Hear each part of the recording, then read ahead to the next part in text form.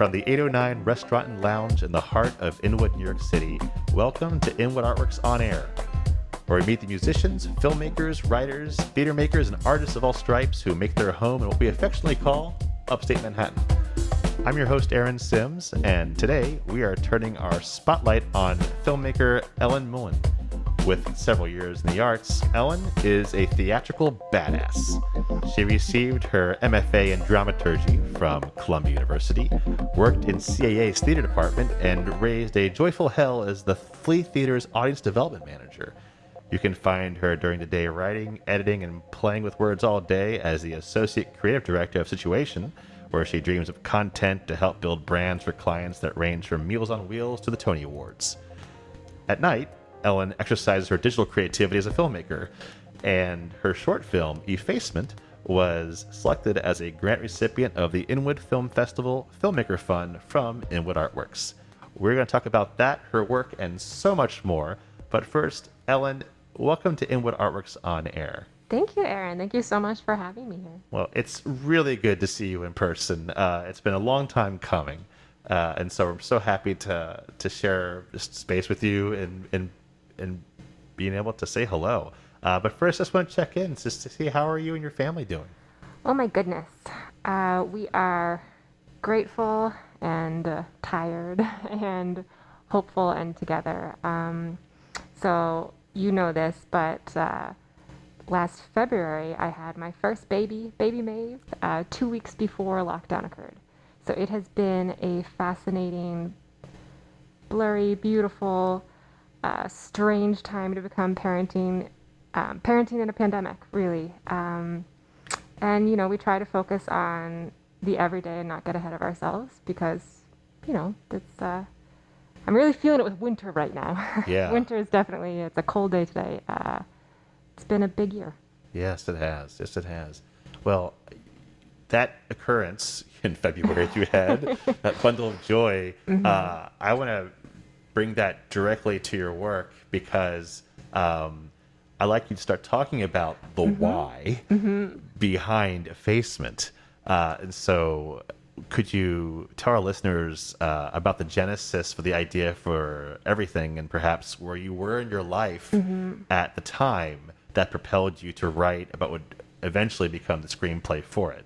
Definitely. So I had always had a phobia of birth. And that phobia grew as I grew older in different ways. And there were these keystone moments that crafted a bigger story. And my husband knew that I wanted to have a family, but I had this huge fear, but I didn't really feel like I had unpacked why.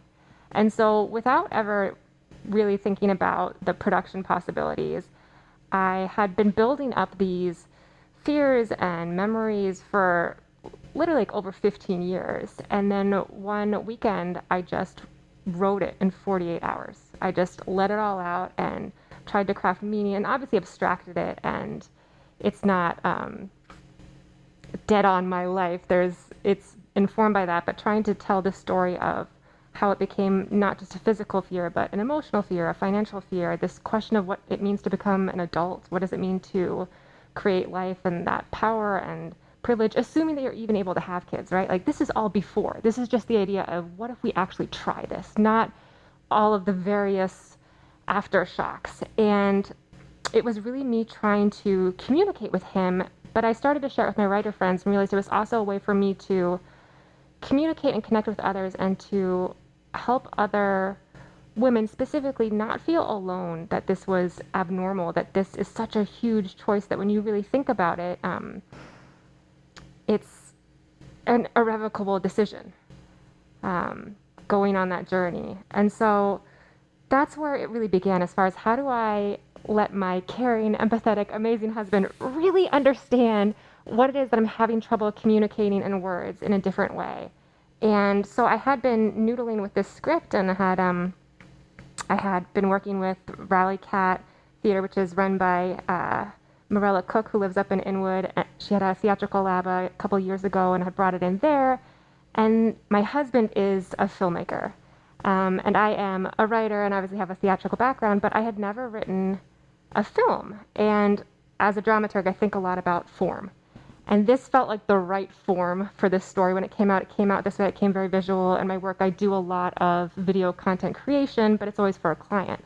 So this was very different in that it was so personal. It was for different reasons. And oh goodness, I'm talking a lot. But It's okay. You're allowed to. but yeah, so that's how the film came about. And then I was a huge fan of Inwood Art Works because my husband had a film in an earlier festival, and I saw this grant, and I thought, we live in Inwood. We've been in Upstate Manhattan for years.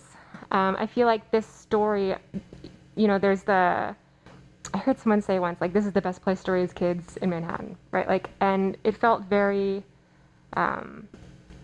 like a story that could affect a lot of people in the community who were at this phase in their life. And so I wanted to share it. And so I said, let's try it, right? Like, let's put this out. And I was stunned and honored to be given this grant. And it's been an amazing, exciting process because I've never seen something that I've created for this type of purpose come to life, and had so many people come together to support it. Well, you did say a mouthful, and I think I think we can end the interview now because I hit it all. You hit it all. There's no more questions to be had. No, in all seriousness, going back to what you said, you said it, and I'm picking up on it, is that it was, for me as someone who created the grant, just to put it that way, it was wonderful to see such a personal story, and you hope, and it can be argued that the best art, and eye of the beholder, of course, but is the most personal. It comes from a very personal place. That from that personal point of view, though, it becomes incredibly universal. The way you begin paying attention to form and how the best medium and the best way to tell that story, that it's not just you. I never saw you as that person. It was a much bigger idea and ideas that you're bringing into it. And so I think this film will be incredibly insightful and helpful to many people. Well, thank you for saying that. I hope so too. Yeah. So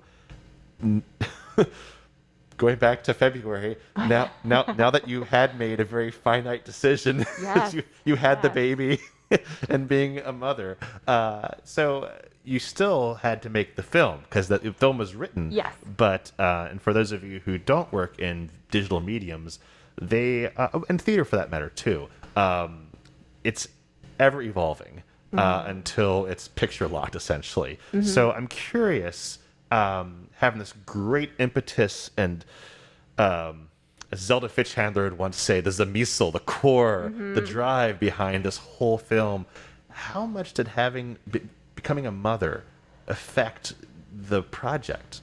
Oh. Because you had a different perspective at that point. Yeah. It was my hope that I'd be able to finish before I had the baby, which was incredibly ambitious. And then to have such a huge life transformation occur, and then to live in a pandemic, it's fascinating. I was thinking about it this morning, where I will always have that experience of how I felt and how those stories propelled this film.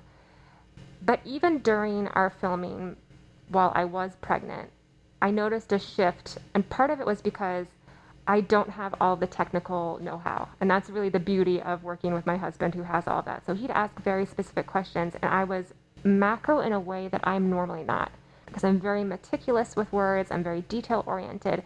And I knew, like, I had a color palette I wanted to use. I knew that this was the framing. I didn't want to see that in there. But as far as lots of actually performance questions and questions regarding technicalities, I was able to trust, really just say, what do you think's right? Like, that wasn't my concern. And I feel like a lot of that is also where I find motherhood, as far as there's so many uncontrollable things, right? There's so much that is, you're learning as you go, and opening yourself up to that and really trying to listen and create space. That's been different as far as what are we really trying to get at, and to let go of a lot of perfectionism. So that's been, I think, just a difference in me as a human, and overcoming that fear, having this huge fear, being able to do this project, being blessed to have a baby and in a crazy twist of fate, having a natural birth in a hospital, like all sorts of powerful change and growth. So I don't know if that necessarily answered your question, but I'd say it's ever growing and changing, but the core of the script and the words drive so many of the choices that there's no colors that are different now that I'm a mother, but my own understanding is different and how I approach it is different. Gotcha.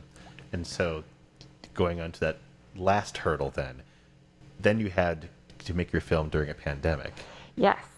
And yes. so and this is your first film, even though you, again, quite large diaspora of projects you've worked on. I'm sure you worked on digital medium projects before, and content through your work, and a lifelong history in theater, but you're shepherding your own projects quite different. For sure. And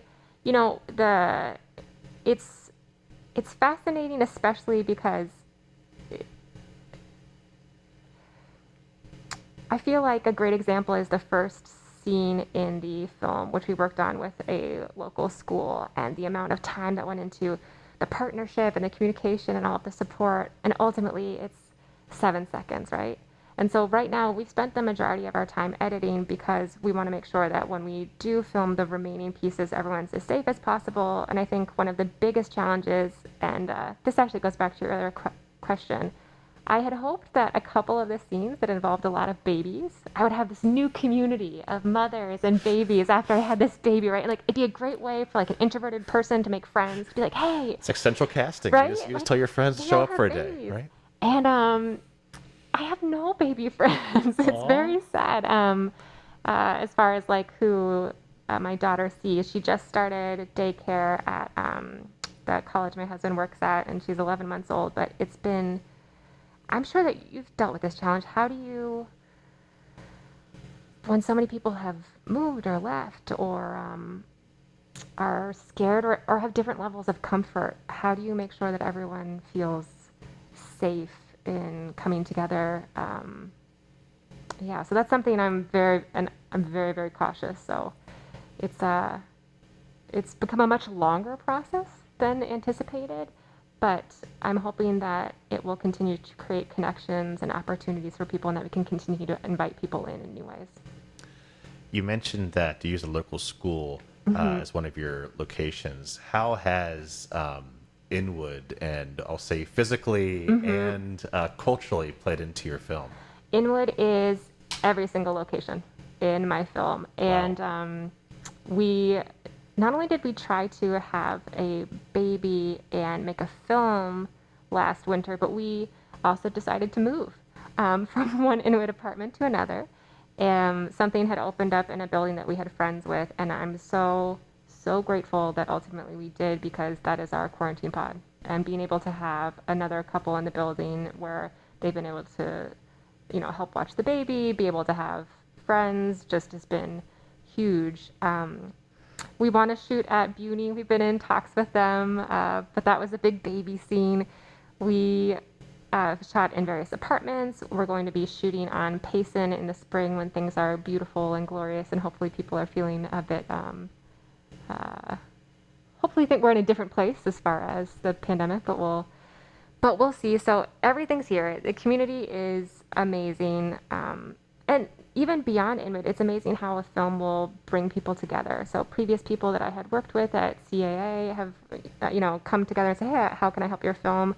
We had one scene that was super meta where it's a birthday party, but we decided to make it an impromptu baby shower as well. So, come here, celebrate, be in the film type of thing. It's just been such a joyful gathering.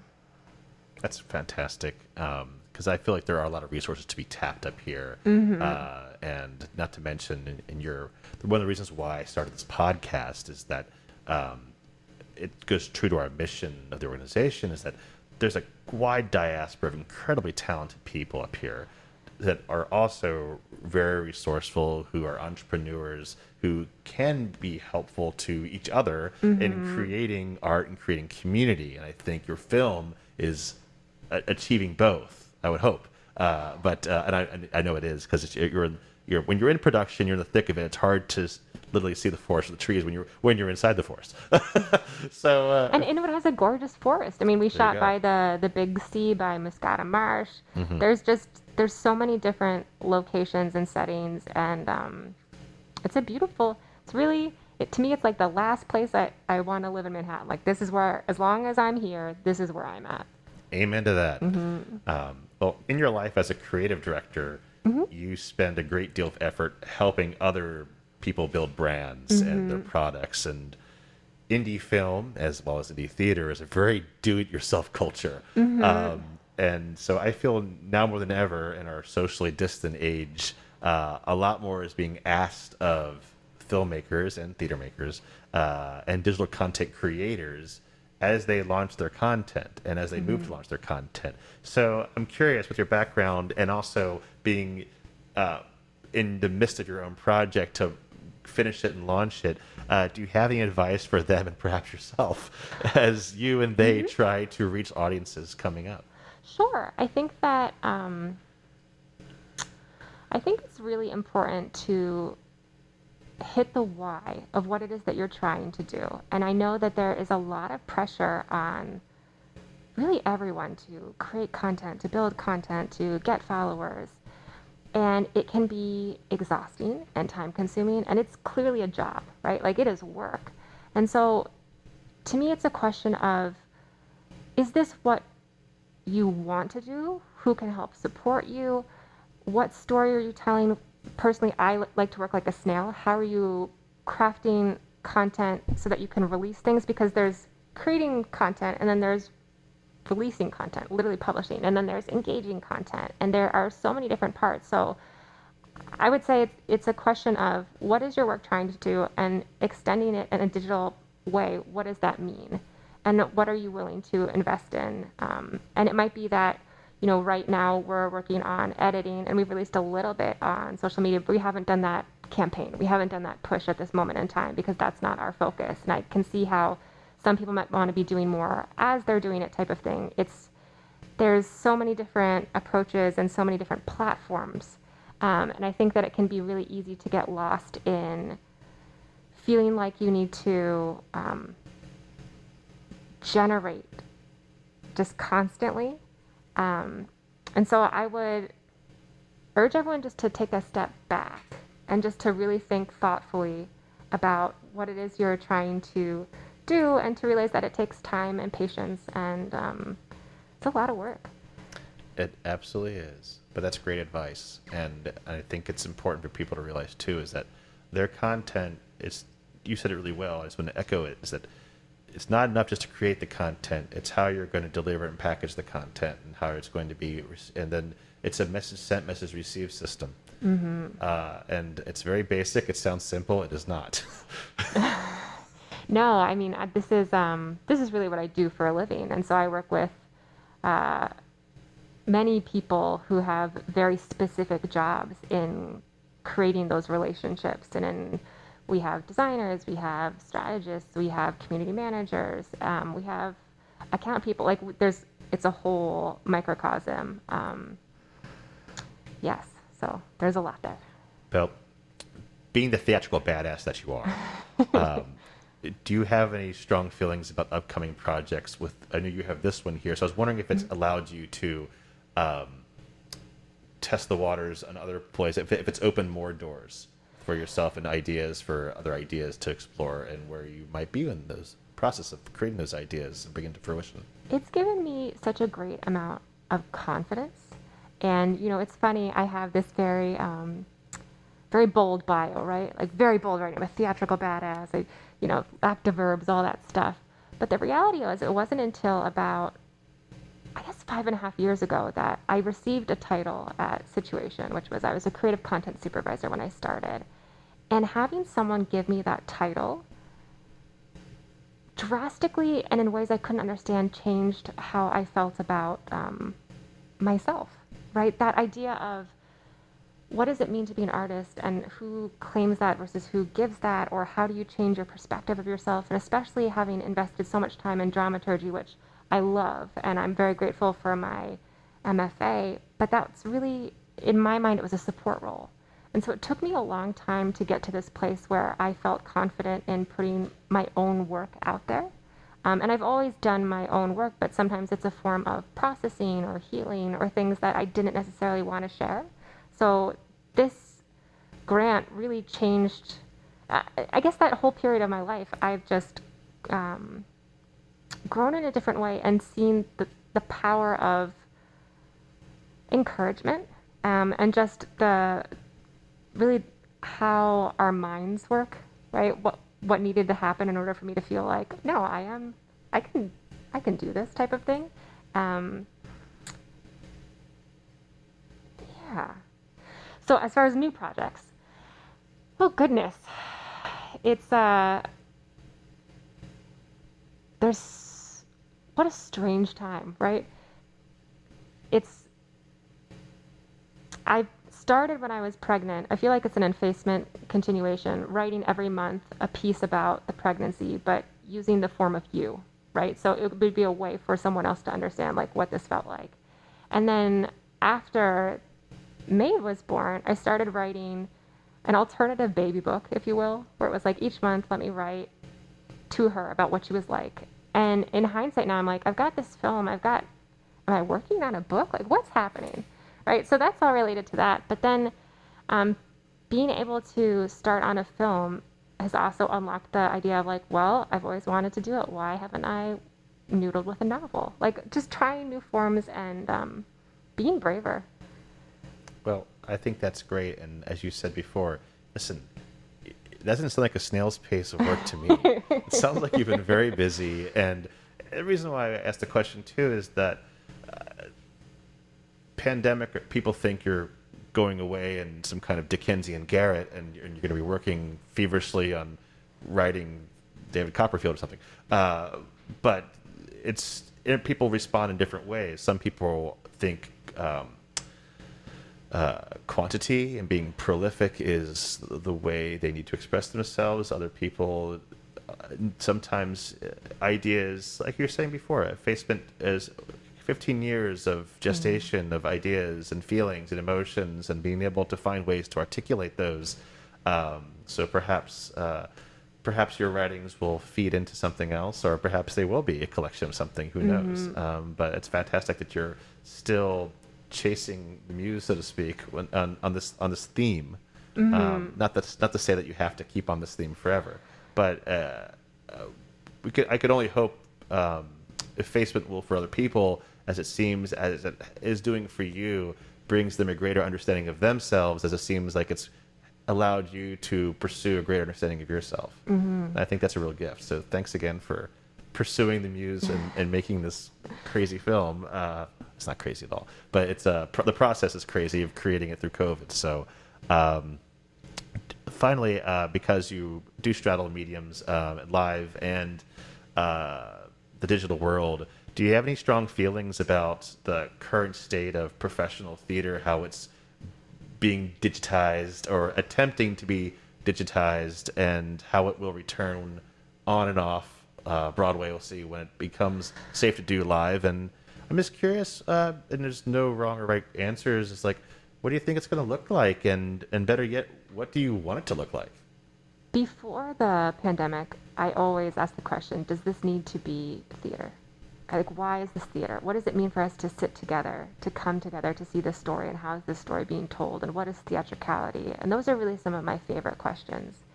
And I'm drawn to theater because of ritual and community, and it's one of the things that I miss the most during this time, as far as sitting in the dark with strangers and experiencing something together in real time where there is human possibilities.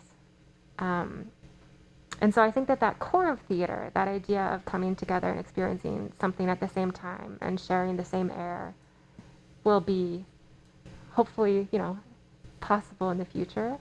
I hope that it becomes much more inclusive and affordable and something that all Americans can experience. I think that culturally we don't have the tradition the way that other countries do, nor the support. Right now, I wish that I could say I was watching more digital theater. I missed the Wilma's production that I desperately wanted to see. I know that there's so much streaming all the time, and right now I am incredibly fortunate in that I am working full-time, somehow still. And that is more handling education and cause clients at the moment. But juggling the job and the baby during this time, I haven't really been able to engage in the way that I was in the past. So there's, I feel like everyone's doing like journals and live events and trying to create opportunities. And I like what you said earlier about just it's a time of experimentation and entrepreneurship, and people are discovering and hopefully growing and connecting with other people and lifting the stories that need to be heard. So it's a windy answer to say that I am hopeful for positive change and growth, and I think that this time is incredibly clarifying, and that is exciting. Well, I couldn't agree with you more. And I want to say again, congratulations on your major production of having the child before the pandemic, and congratulations on nearly finishing Effacement, which will be finished possibly at the end of the pandemic. It will be finished. The question is just when. Yes. And as always, if you could help Ellen out, please reach out to her, and she'll be happy to take you up on that. But as you always know, you have our help here. And I just want to thank you so much for taking the time to be here today. And it's a pleasure having you here in person. And is there a place that people might be able to go and follow Effacement and perhaps your work? Sure. So my Instagram is at @L_Mull, AELLE_MULL, and we'll be posting updates there. Fantastic. Oh my gosh, I'm so sorry. That was silly. You should follow Inwood Art Works. Duh. Obviously. I'm going to blame this on baby brain because she's teething and I woke up very early. But yeah, follow Inwood Art Works. Well, we'll do our best, of course. We're big cheerleaders for your work, so that'll happen too. But we have no problem with them going directly to the source. So, but yes, you will see Effacement at hopefully the next Inwood Film Festival, and we're working very diligently and hard on creating that in some way, shape, or form. Again, when it's safe and also welcoming to everyone to participate, because we're all about, as Ellen also eloquently said, sitting in the dark with strangers. What a wonderful thing to do, because once you have that experience, you're really no longer strangers anymore. You've shared that experience, and you've become a part of something that you witnessed together that will never happen again in that moment, which is pretty beautiful. So thanks again, Ellen, for joining me on this Artist Spotlight episode of Inwood Art Works On Air, where we meet the musicians, filmmakers, writers, theater makers, and artists of all stripes who make their home here in Upper Manhattan. If you have a moment, please do show us some love right now by rating and reviewing this podcast on Apple Podcasts. It really does help. And I want to thank our local small business 809 Restaurant and Lounge here in Inwood for hosting us, and also the HeightSites.com for our local uptown promotional support. We really appreciate it. Be sure to follow us on social media at Inwood Art Works to keep up with all that we do, which includes the Film Festival, Filmworks Al Fresco, pop-up art galleries, live performances, and so much more. You can support Inwood Art Works On Air and all of our free programming by making a tax-free donation at inwoodartworks.nyc/donate. If you are so inclined to do so, we greatly appreciate it.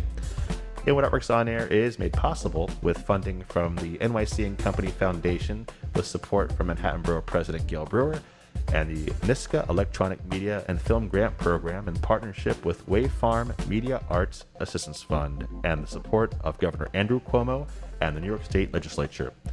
Thank you so much for tuning in. I'm Aaron Sims for Inwood Art Works On Air.